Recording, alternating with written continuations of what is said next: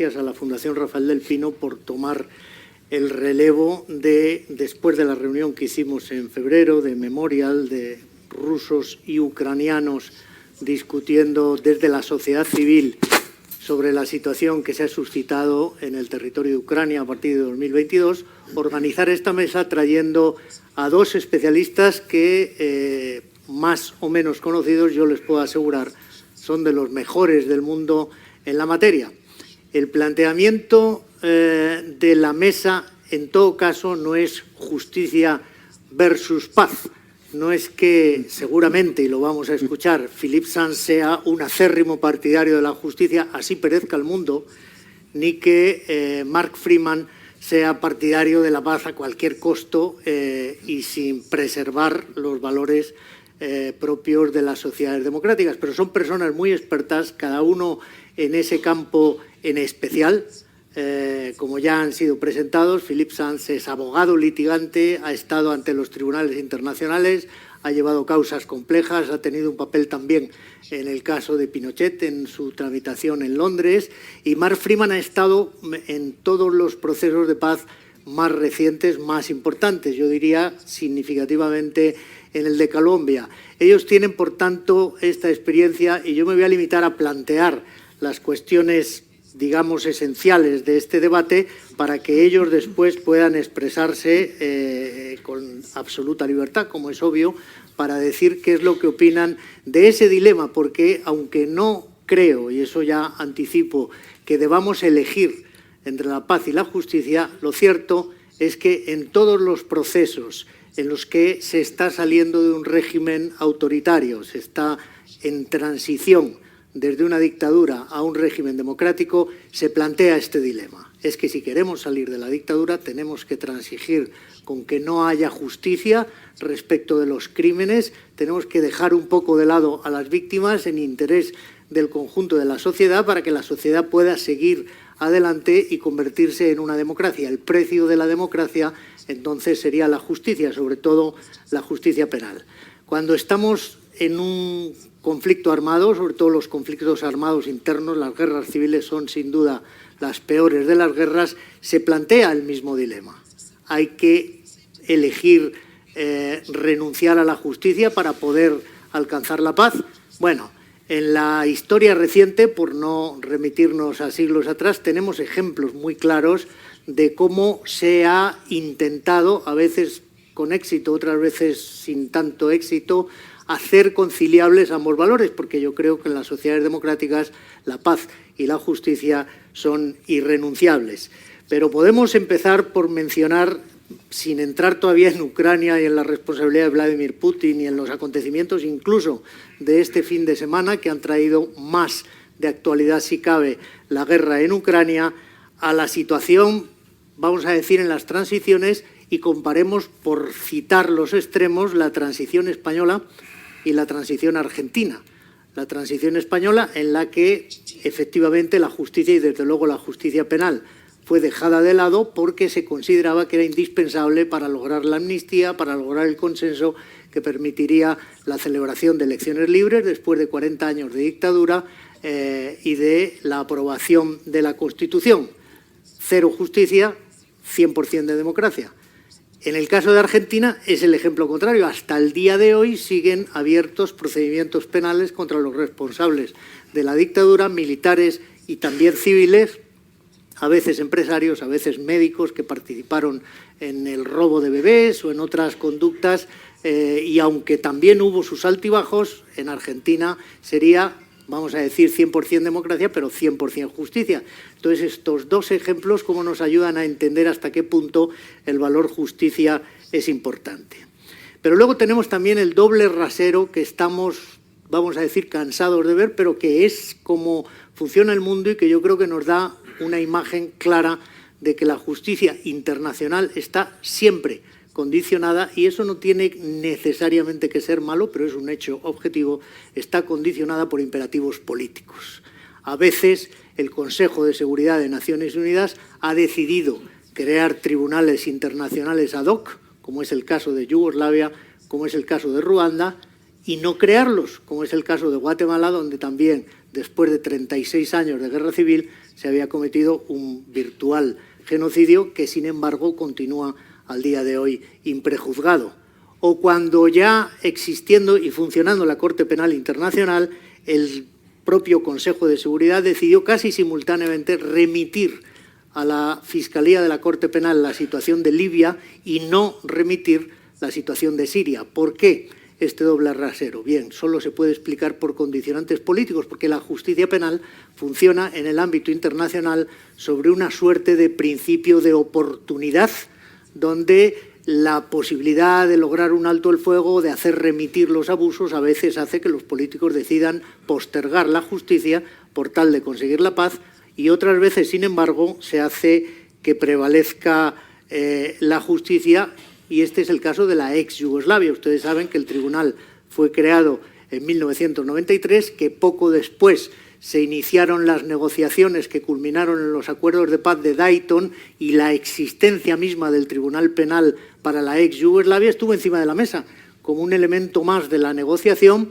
Al final se consiguió el acuerdo sin disolver el tribunal, pero la suerte de Slobodan Milosevic, cuando acepta firmar los acuerdos de Dayton y es jefe de Estado en activo y por lo tanto tiene la inmunidad personal y la inmunidad del Estado soberano que le ampara, no podía prever que después de la crisis de Kosovo él deja de ser jefe de Estado y termina siendo entregado al Tribunal Internacional junto con Karadzic y con Mladic. En ese caso también la justicia estuvo en la mesa de negociación y se decidió preservarla, de manera que ahí la paz sí fue compatible con el juzgamiento de los máximos responsables de las violaciones de derechos humanos que habían ocurrido en la ex Yugoslavia. Ahora tenemos algún otro ejemplo mucho más reciente, como es el de Colombia, donde también los crímenes eran gravísimos, donde había estimados 65.000 responsables de crímenes de naturaleza internacional, secuestros, torturas, asesinatos, y aún así fue posible sacar adelante una negociación de paz preservando, si no tanto la justicia retributiva, es decir, la justicia en el sentido tradicional que entendemos, la justicia restaurativa, que permitiera poner a las víctimas en el centro del sistema que se negoció en La Habana, de lo que Marc sabe muchísimo, y que pudiera permitir al país salir adelante, terminar el conflicto de 50 años con las FARC y abrir la vía para la negociación que ahora mismo se está produciendo con los restantes grupos armados. Por tanto, en Yugoslavia, negociación, no renuncia a la justicia y,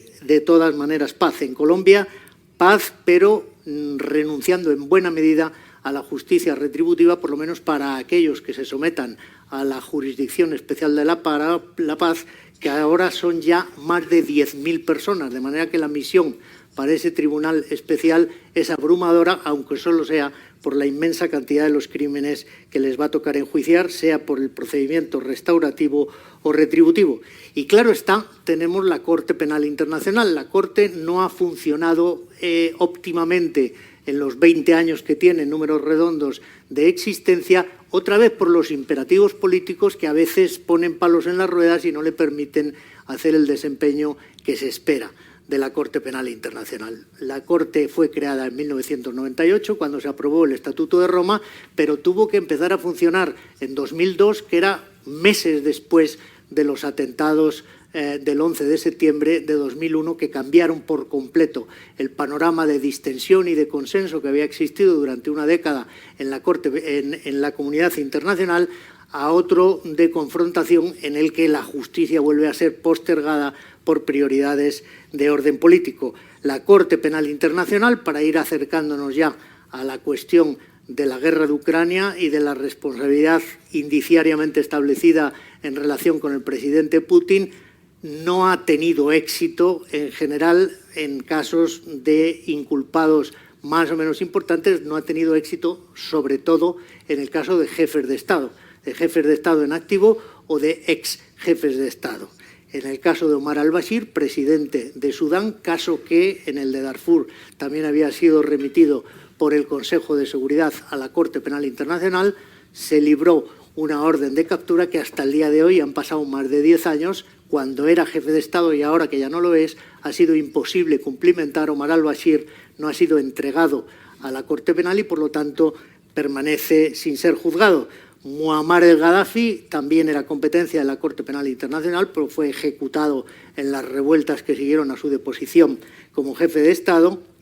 Y los dos grandes fracasos, pero habría que analizar, pero eso nos llevaría a otro debate seguramente, el presidente Kenyatta de Kenia, que fue inculpado y la propia Corte, sin llegar a enjuiciarlo, tuvo que desistir de seguir adelante con el procedimiento por insuficiencia de la prueba, y en el caso de Laurent Gbagbo, el presidente de Costa de Marfil, fue juzgado y absuelto, porque es muy difícil, más allá de la responsabilidad política, establecer con prueba de cargo bastante la responsabilidad penal de los jefes de Estado, que están seguramente en el centro de decisiones, pero que están muy lejos de los crímenes que se cometen en las calles y, por lo tanto, suele haber un problema insoluble de prueba. Así pues, tenemos la Corte Penal Internacional, que también parece haber ofrecido un doble rasero que podría llegar a producirse en la situación de Ucrania si comparamos la situación en Uganda y en Colombia. En ambos casos había una investigación, en el caso de Uganda, un examen preliminar en el caso de Colombia. En el caso de Colombia se permitió que las negociaciones de paz siguieran adelante sin realmente abrir una investigación y lanzar órdenes de captura. En el caso de Uganda se lanzaron órdenes de captura contra los responsables del ejército de resistencia del Señor y eso hizo colapsar las negociaciones de paz. De manera que este es el debate que tenemos. Tenemos que elegir entre la paz y la justicia. Por sacar adelante la justicia se estropea la paz o cerramos las vías de negociación, y esto nos lleva a Ucrania en la situación actual. El presidente Vladimir Putin, el presidente de Rusia, invadió, siendo todavía primer ministro, en 1999 Chechenia. La guerra fue terrible, duró 10 años, costó más de 60.000 víctimas civiles. Grozny, la capital de Chechenia, fue borrada del mapa y la comunidad internacional, más allá de algunas protestas y quejas diplomáticas, no reaccionó. En 2008 hizo invadir Abjasia y Ossetia del Sur, dos provincias rusas o prorrusas de Georgia, y tampoco hubo consecuencias, y de hecho esos territorios son territorios independientes de facto o satélites de Moscú, según lo queramos denominar, pero la situación no ha sido revertida hasta el día de hoy. En 2014, como una reacción furibunda a la revolución del Maidán, que depuso pacíficamente, mediante manifestaciones de los ciudadanos en las calles, al presidente Yanukovych, como ustedes perfectamente saben, el presidente Putin decidió anexionarse unilateralmente el territorio de Crimea y además empezó a apoyar de una manera velada, pero evidente para todos, la insurrección que se produjo en el Donbass, en los territorios de Donetsk y Lugansk. Y tampoco pasó gran cosa. En 2015 decidió apoyar con 60.000 soldados y 40.000 operaciones aéreas a la dictadura de Bashir el-Assad. Bashir el-Assad ahí sigue y tampoco hubo consecuencias para Putin. Y finalmente, en 2022, quizá entendiendo indebidamente que tenía un semáforo verde para hacer cualquier cosa que le pareciera, de utilizar la fuerza armada contra territorios en su propio país o en otros países, decidió invadir Ucrania. Esta es la situación.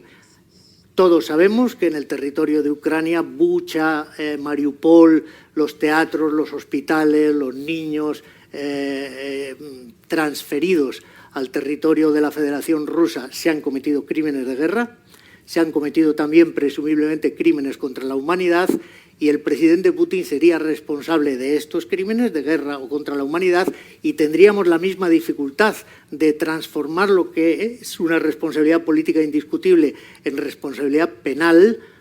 Eso es una cuestión de prueba y el fiscal de la Corte tendrá que determinarlo, pero tenemos otro crimen para el que no tenemos tribunal.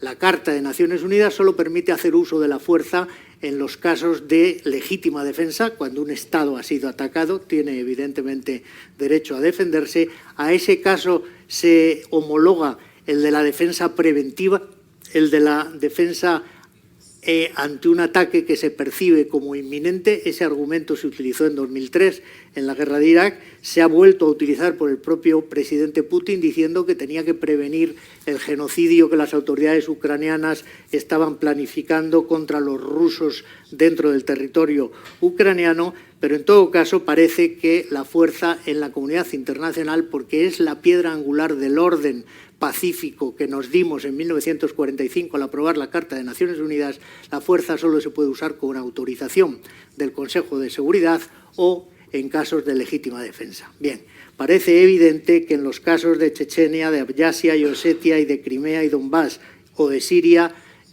Rusia no estaba amenazada, no había desde luego una amenaza inminente. Es más que discutible que hubiera una amenaza inminente de genocidio contra los rusos residentes en Ucrania, más bien los ucranianos de origen, religión o lengua rusa, pero este fue el argumento.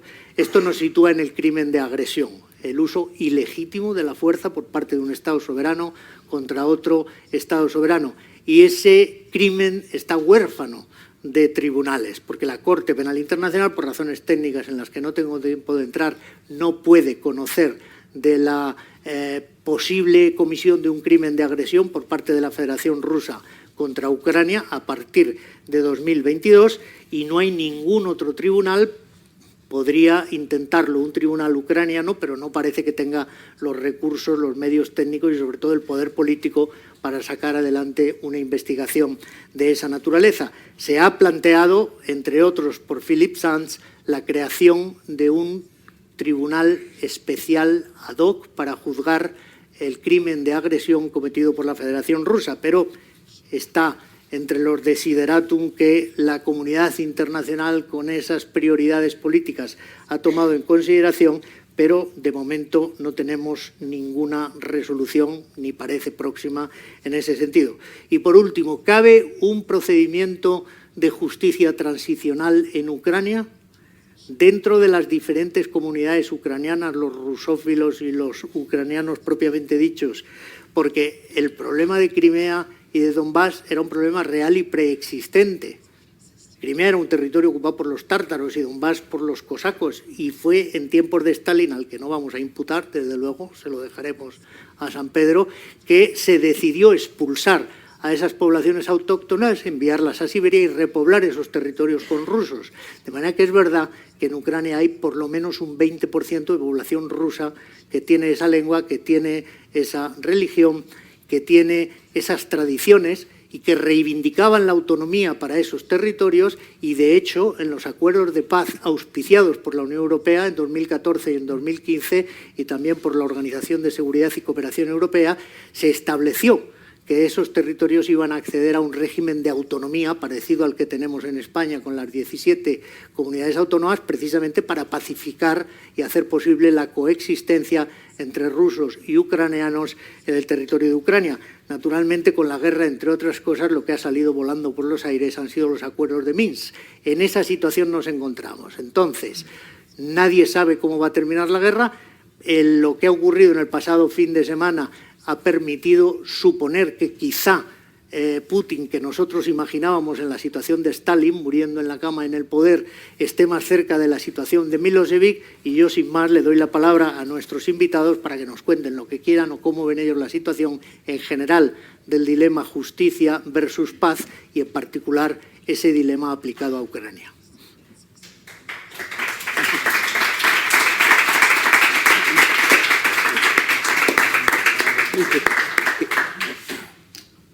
¿Qué es el orden? ¿Quién quiere? Sure. Yeah. Okay. All right. Por orden.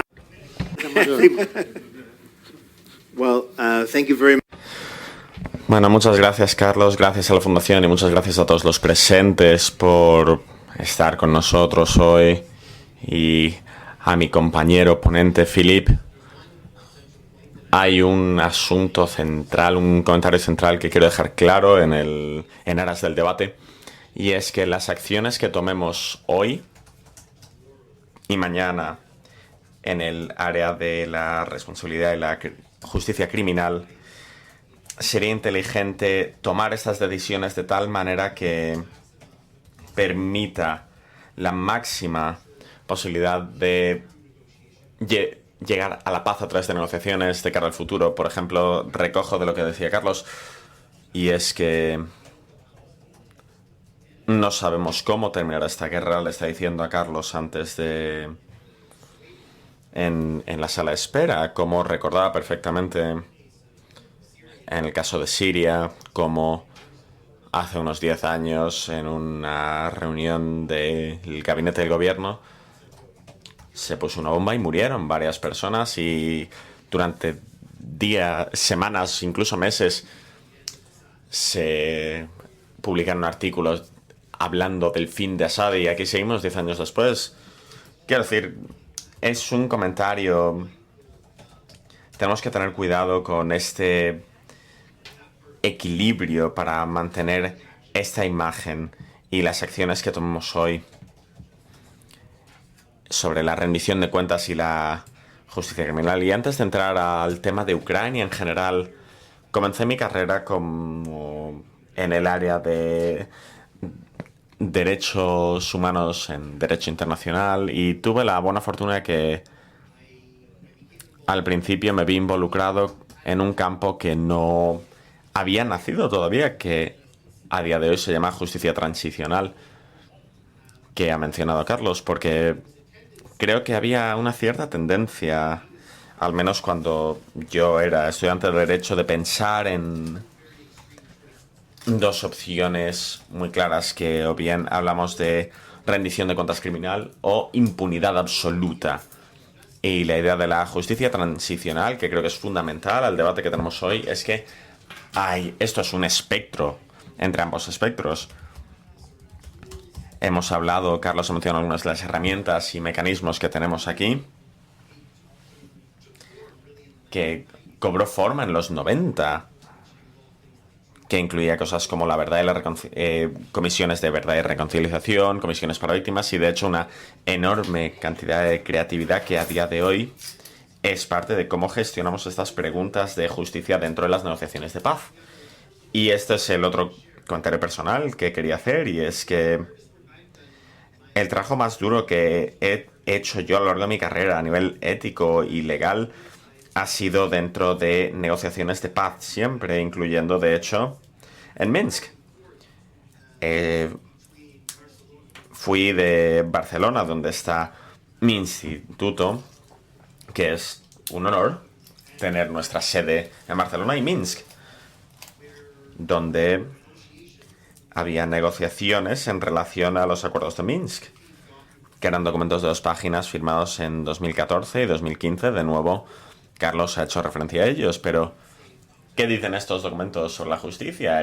Estos estaban respaldados por la Unión Europea y sus partícipes, la OEC, y no dicen nada sobre la rendición de cuentas. Solo dice que solo decían que habría una amnistía. Y el objetivo de las charlas de Minsk era hablar de esto, y al mismo tiempo me debatía entre esto. Fue un periodo bastante agotador de mi vida, entre este proceso que estaba apoyado por la Unión Europea, que básicamente respaldaba esta amnistía y se gestionaría todo en Minsk, y Habana, donde el gobierno colombiano está negociando con las FARC, llegando a la conclusión de que solo habría paz si había rendición de cuentas. Así que tenía estos dos casos muy interesantes que están teniendo lugar al mismo tiempo, pero lo que quería hacer, siempre me he centrado en pensar de la manera más creativa cómo tener en cuenta a las víctimas, cómo no perdernos con los detalles, porque esto quiere decir que siempre hay concesiones mutuas. Esto no son lugares en los que un lado puede imponer su voluntad sobre el otro. Hay que alcanzar acuerdos muy complicados, pero que hay que alcanzar porque es fundamental para las negociaciones en sí. Pero de nuevo, en este contexto es muy difícil, y como ha demostrado Colombia, con unos casos muy limitados, se pueden conseguir fórmulas creativas, pero no siempre, y yo creo que esto es la otra lección que tenemos que aprender desde el punto de vista de la negociación.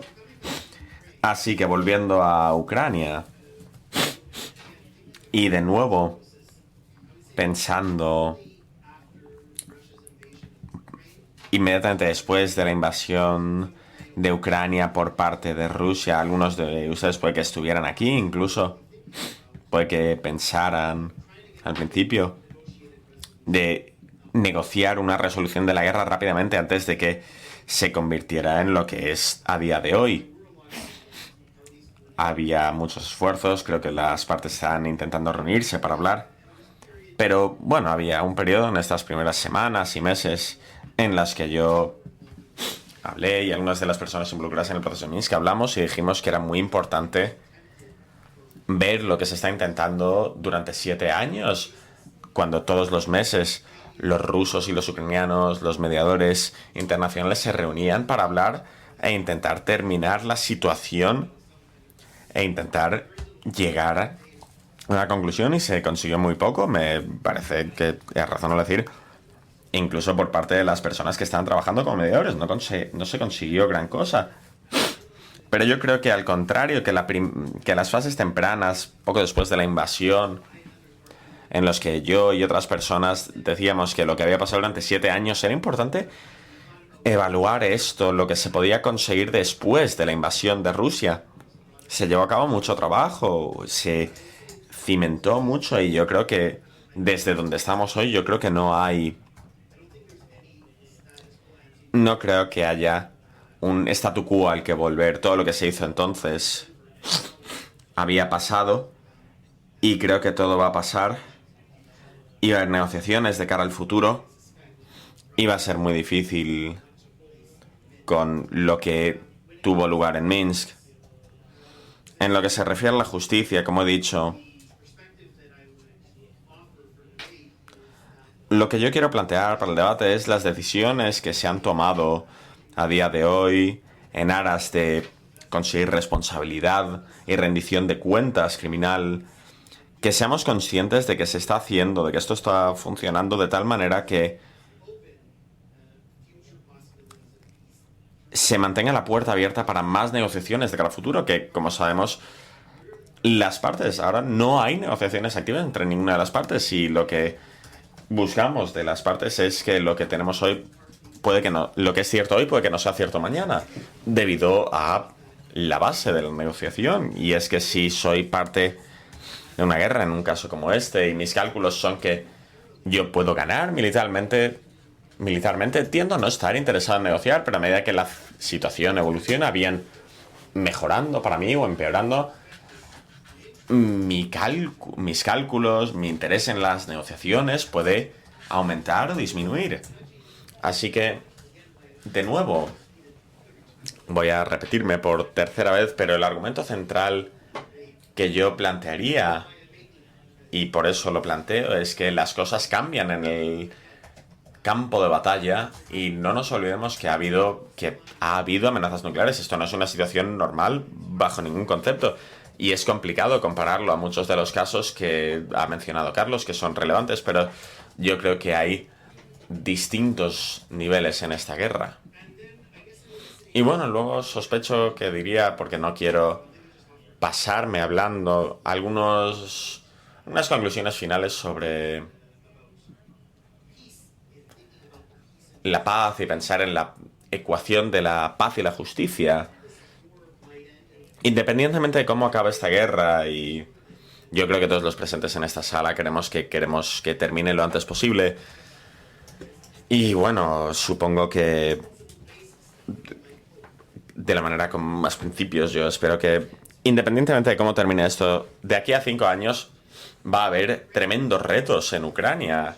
Retos de cohesión, va a haber zonas de frontera, va a haber un proceso de desarme, va a haber una movilización, va a haber separaciones sociales muy claras, y la justicia va a tener que encajar en parte de este proceso. Y de nuevo, esto es algo que hay que tener en cuenta. Si nos alejamos más todavía, Ucrania no es una isla, así que mientras pensamos en todas estas cuestiones de rendición de cuentas, teniendo en cuenta que Ucrania no es una isla, que hay distintos tipos de negociación y de resolución de conflictos que pueden ser muy importantes, Algunas cosas van a pasar dentro de Ucrania, puede que otras tengan lugar entre Ucrania y Rusia, bien entre gobiernos o personas, y luego más en general en Europa. Va a haber hay conversaciones que tener sobre una nueva arquitectura de seguridad. De nuevo, Ucrania no es una isla. Y yo no llegaba a hablar nada de los esfuerzos de criminalidad, son fundamentales, pero cómo se organizan estos esfuerzos es fundamental a día de hoy, porque puede que tengan un impacto muy significativo, bien facilitando, complicando o incluso impidiendo la posibilidad de, bueno, que yo creo que hay que mantener viva en nuestra mente con toda la creatividad posible sobre la posible necesidad de alcanzar la paz a través de las negociaciones. Ok. De acuerdo. Gracias. Well, Philip. Philip, tienes la palabra. Bueno, esta es una definición muy complicada porque todos entendemos esto y no hay respuestas sencillas. Y creo que con el paso del tiempo he llegado a la conclusión de que los países son un poco como las familias. Pasan cosas, hay cosas buenas, hay cosas no tan buenas. Y todas las familias esconden, barren algunas de las cosas no tan buenas debajo de la alfombra y siguen avanzando. Vamos a no lidiar con esto, pero de alguna manera, bueno, siempre hay bultos debajo de la alfombra. En la segunda o tercera generación vuelven a verlo y vuelven como el corazón debajo del suelo latiendo. Y en el contexto de esta clase de temas que estamos hablando, cuando hablamos de Sudáfrica o Chile o España o Irlanda del Norte o Ucrania, no hay una panacea, no hay una solución perfecta para todo el mundo. Depende de la cultura, depende de las circunstancias, depende de los hechos. Tengo un asistente legal maravilloso que es colombiano y hace 15 años, en el contexto del conflicto colombiano, le secuestraron durante mucho tiempo. Así que cuando hablo con él sobre cómo Colombia ha gestionado su pasado, cómo ha gestionado Colombia su pasado, se enfurece por los fracasos de ofrecer justicia a estas comunidades, a estos grupos que les secuestraron, que mataron a algunas de las personas con las que le habían secuestrado. Y es muy difícil responder. Es muy difícil saber qué decir a una persona que ha vivido esta clase de trauma. Algunos de ustedes sabrán de lo que he escrito. Tengo una larga relación con Ucrania desde hace tiempo, así que estoy en contacto con muchas personas en Ucrania. De hecho, estoy en contacto con muchas personas rusas también en relación a los temas de Ucrania. Y como podemos imaginar, hay muchas opiniones y hay distintos niveles de complejidad. Y una de las cosas que he llegado a entender cuando lidiamos con esta clase de situaciones, es muy importante saber cómo la otra parte del debate enfoca esto.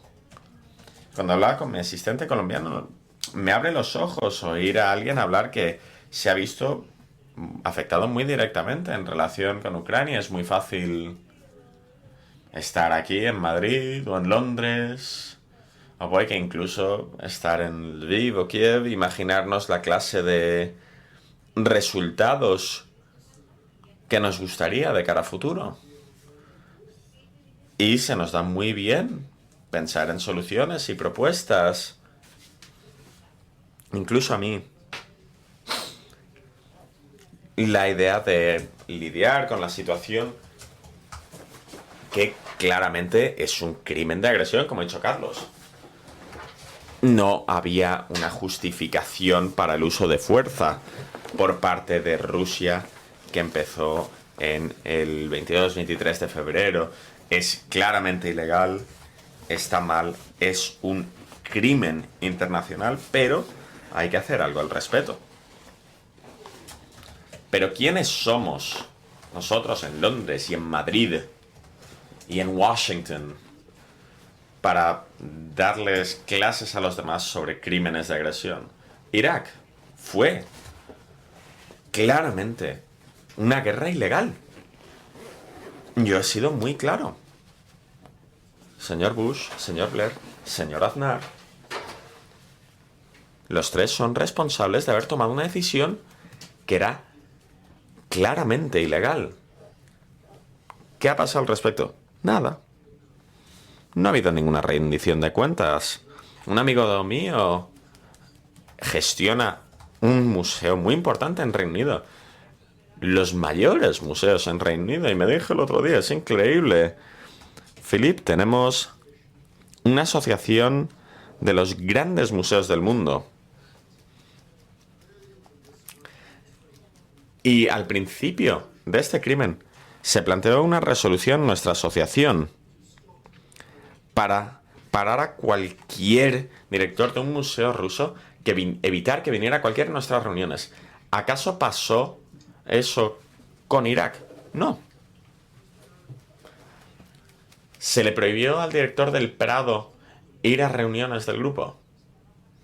No. ¿Al director del Británico? ¿Al director del Smithsonian? ¿Prohibidos? No. No. Claramente no. Cuando hablamos de temas de justicia y criminalidad, somos genios del doble rasero. ¿Cuánta rendición de cuentas? Cuando hablamos de... Hablo de mi propio país, un país en el que no puedes hablar de la historia del papel del Reino Unido en la esclavitud, donde no puedes hablar de temas del legado colonial.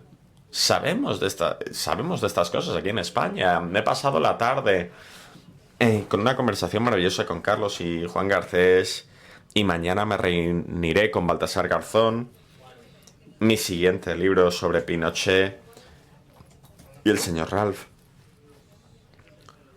¿Cómo demonios podemos justificar España señalar a los crímenes cometidos en Chile cuando España no ha hecho nada sobre sus propias injusticias en el pasado en relación a su propia guerra civil hace 80 años? Estas son las complejidades que tenemos que gestionar a día de hoy mientras lidiamos con estos temas. Por cada lado de la ecuación hay otro lado. Por cada persona a un lado hay otra persona al otro lado. Y tengo claro que en lo que se refiere a esto, lo que ha pasado con Ucrania es criminal y hay que hacer algo. Yo tengo una opinión muy clara y yo iría más allá de lo que hemos hecho. Yo no soy particularmente beligerante, pero yo creo que no se puede permitir que esta situación continúe.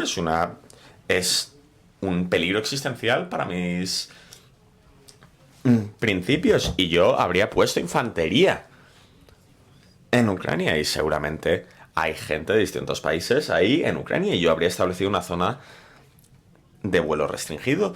Pero también soy consciente que cuando vemos las incursiones de la OTAN desde el punto de vista de Rusia, cómo se está embolsando a Rusia, y por eso, como dice Carlos, Putin usa los mismos argumentos que el señor Bush y el señor Blair y el señor Aznar en relación a Irak. No toleraremos tener armas de destrucción masiva cerca de nuestro territorio. Desde el punto de vista de Rusia, justifican perfectamente. Pero así que creo que tenemos que ser un poco más humildes con respecto a cómo gestionamos esta clase de temas.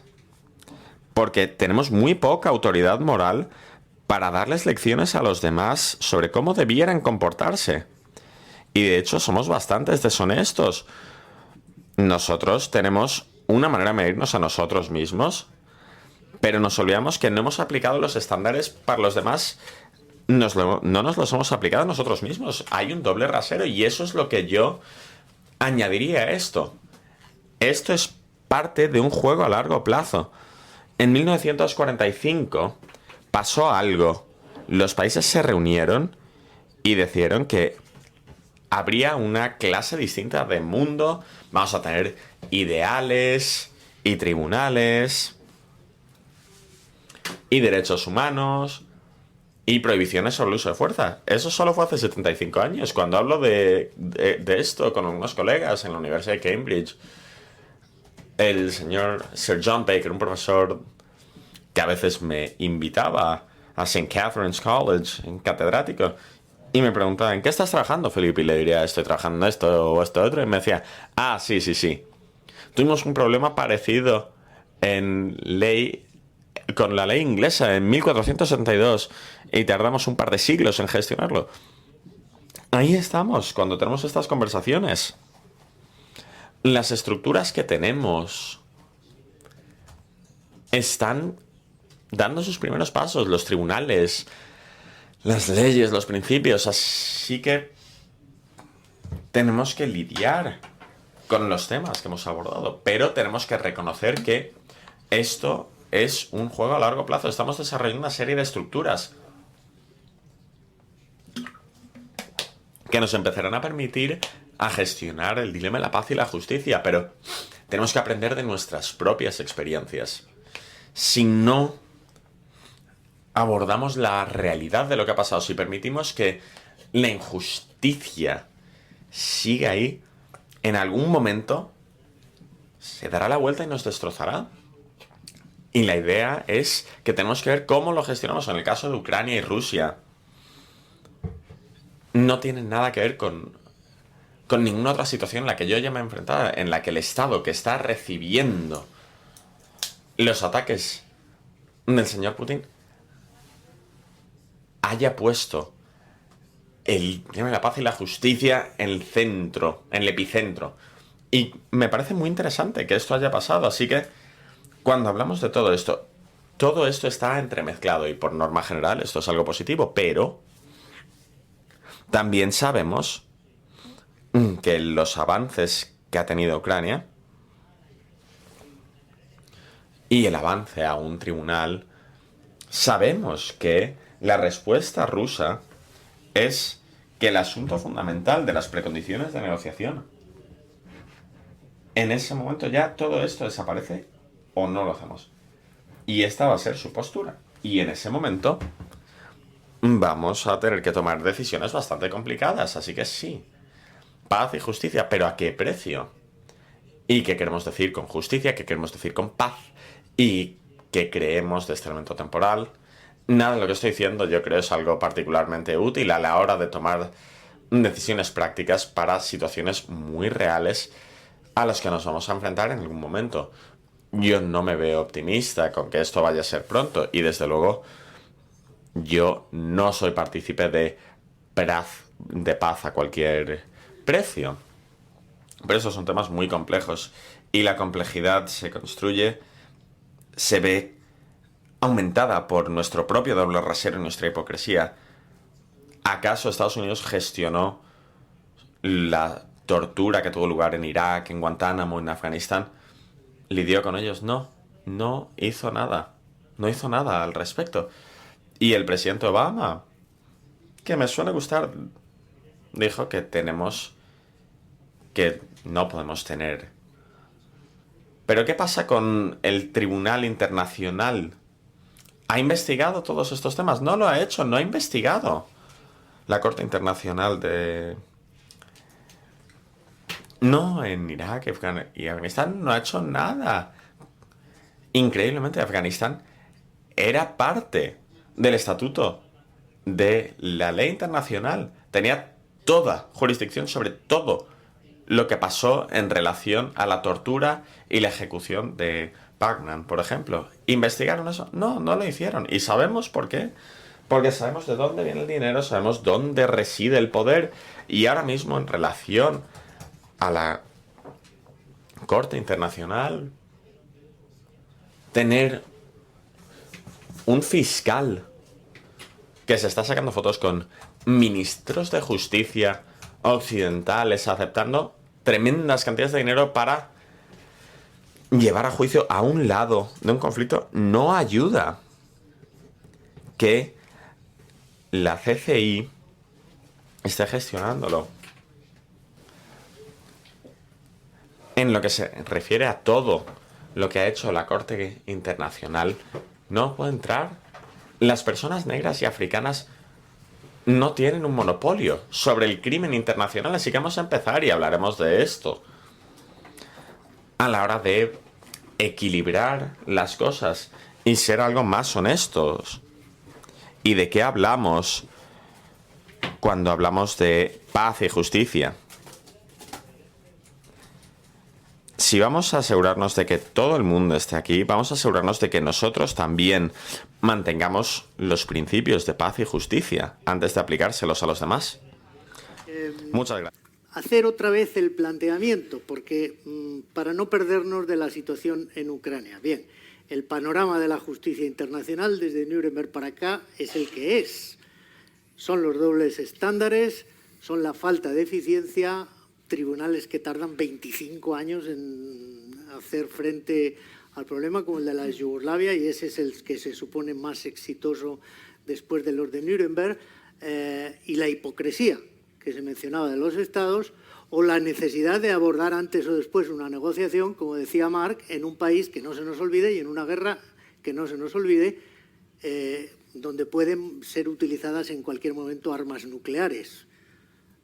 De modo que estamos ante una guerra que no es convencional, que potencialmente puede ser catastrófica, y habría que pensar en ver cómo se establece lo antes posible una mesa de negociación, o ver cómo somos capaces de quitarnos de encima todas esas taras de la justicia internacional que le impiden dar el producto de accountability, de responsabilidad penal, que es indispensable para que las sociedades puedan pasar página.